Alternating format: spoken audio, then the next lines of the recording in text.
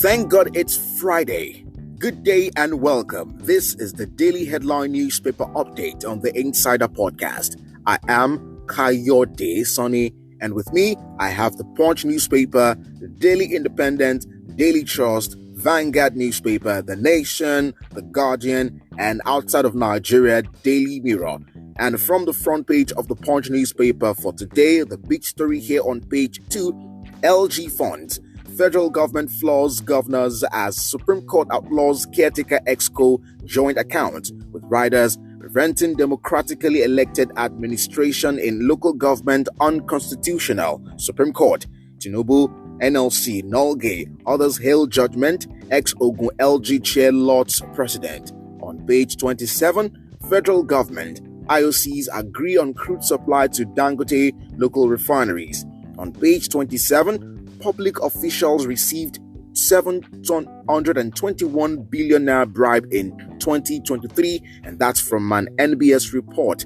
On page 7, 33 billion naira fraud, ex-power minister collapses before trial, remanded in prison. On page 39, National Assembly decries unlawful detention of journalists. On page 20, we have minimum wage, Tinubu Labour talks adjourned till next week. On page 40, PDP alleges contempt as Ayedatiwa appoints council caretakers. On page 4, Lagos Mara operator hangs self over tricycle seizure. On page 7, UK Varsity reviews fees for Nigerian students facing expulsion. And moving on to the Guardian newspaper for today, the big story here on page 6, autonomy. While local governments have not escaped powerful clasp of governors. And on page 3, arrested vessels cost Navy $10,000 daily in maintenance. On page 15, Cardoso links inflation to failed 10 trillion naira intervention funds, CBN overdrafts. On page 7, Nigerians' confidence in anti-graft war dwindling. On page 7, more plagues bars rally support for paid TV sector. Hails reps. On page 6, minimum wage, Tinubu Labour leaders parley inconclusive to continue next week. On page 28, graft charges, Ganduje wife orders to face trial in October. On pages 4 and 5, we're seeing this one, filthy abattoirs, unhygienic meat processing spike dire health concerns. And now moving on to The Nation, the big story here, governors lose financial control over local government, with riders Supreme Court orders direct payment of council's allocation. No funding for councils without elected officials. 479 out of 774 councils lose access to Federation account cash. And this one on page 6, troops foil terrorists plan. On page 5, we're seeing this one, colloquium for Olatunji Dari at 80 Holts, July 17. On page 5, ex-minister on 33.8 billion fraud trial collapses outside courtroom. On pages 16 and 26, enter 43rd Olubadan Olakunleye, Asian City Agog. On page 6, appeal court upholds Ododo's election as Kogi governor. On page 7, government, all producers agree on crude supply to local refineries. And on page 6, we're seeing this one, Akpabio wants PSC IG Egbetokun over police recruitment face-off.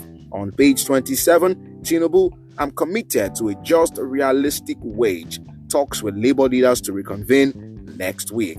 And moving on to other newspaper, this one from the front page of the Vanguard newspaper. And on the big story here on page 8, executive order.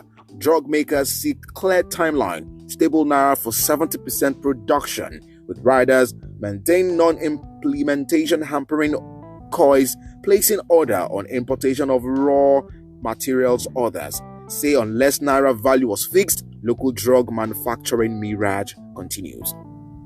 And on page 5, Supreme Court verdict on local government autonomy. We have taken judgment in good faith. Governor Soludo Otu. On page 6, alleged 33 billion naira fraud, ex-power minister Merman slumps in court before trial. On page 29 of the sports page, Super Falcons camp swells as Kanu Ihezuo arrive. And on page 7, Edo 2024, Obaseki inaugurates 20-man transition committee.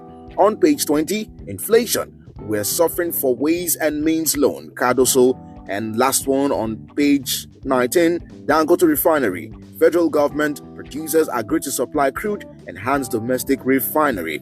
And moving on to other stories, this one from the front page of Daily Trust. Supreme Court verdict. Local councils must now account for own actions.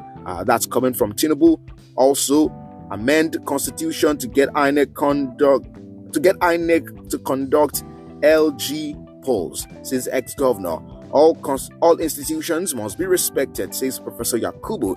Governors will review decisions, says Soludo. And some other stories on the front page of Daily Trust. Akpabio, Lawan clash over change to Senate's plenary time. Also on page 6, Governor Aliyu assents to law stripping Sultan of power to appoint district heads. On page 10, I beg your pardon, 250,000 naira minimum wage unrealistic, Tinubu tells Labour.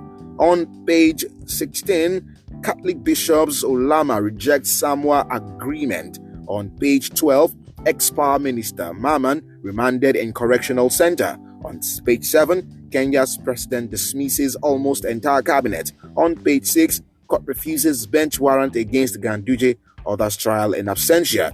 And this one from Daily Independent, the big story here, mixed reactions trails Supreme Court's ruling on local government's fiscal autonomy. With riders, Apex Court bars governors from dissolving elected local government councils. Only elected officials will control local government allocations, says Tinubu. Atiku describes judgment as a win for the people of Nigeria. Better late than never. LP commends Supreme Court judgment. Ruling, severe setback on the principles of federalism. Ibori, and that's on page 29. And moving on to some other stories from the front page of the Daily Independent. On page 6 is where we have alleged 33 billion naira fraud. Ex-minister collapses before arraignment, remanded in Kuje prison. On page 7, Supreme Court judgment. Serap gives governors, FCT ministers 7 days to return local government funds. On page 6, Kogi Guba, appeal court upholds Ododo's election, dismisses Ajaka's petition.